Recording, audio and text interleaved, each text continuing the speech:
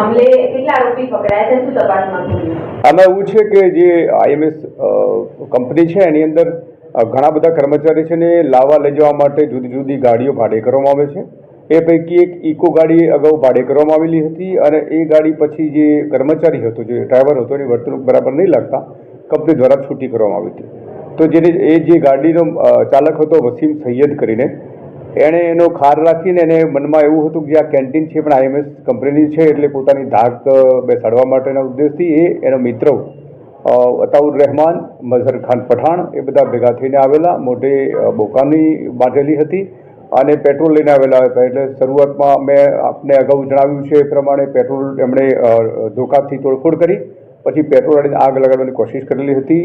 Sarkhej police અને એની D સ્ટાફે ખૂબ સારી મહેનત કરીને ટૂંક સમયમાં આરોપી શોધી કાઢ્યા છે અને જે 3 પૈકી 2 આરોપી અત્યારે પકડેલા છે અને પોલીસ રિમાન્ડ ઉપર છે.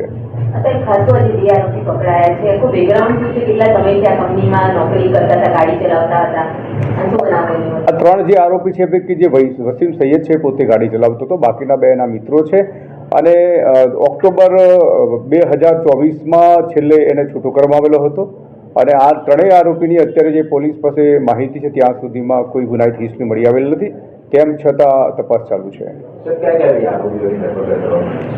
વસીમ સૈયદ અને અતાઉર રહેમાનની ધરપકડ કરવામાં આવેલી છે. પ્લાન શું હતો? અહીંયા આવીને સળગાવીને વધુ નુકસાન કરવાનું પ્લાન હતું? શું કારણ અને હેતુ શું હતું અહીંયા? હેતુ એ જ હતો કે જે એમને એવું હતું કે જે રેસ્ટોરન્ટ છે આઈએમએસ કંપનીની છે અને આવું એક પ્રકારની આવીને કૃત્ય કરે તેનાથી જે કંપનીના માલિક છે એ બધાને મગજમાં ભય પેદા કરે અને ઇનડાયરેક્ટલી દબાણ લાવવાનો એની આશા હતો, પણ એ પકડાઈ ગયા છે. હવે કોઈ પ્રશ્ન નથી. એક જે કેન્ટીન છે કોન્ટ્રાક્ટ ઉપર આપેલી છે, માલિકને એને કોઈ લેવા દેવા નથી કંપનીને.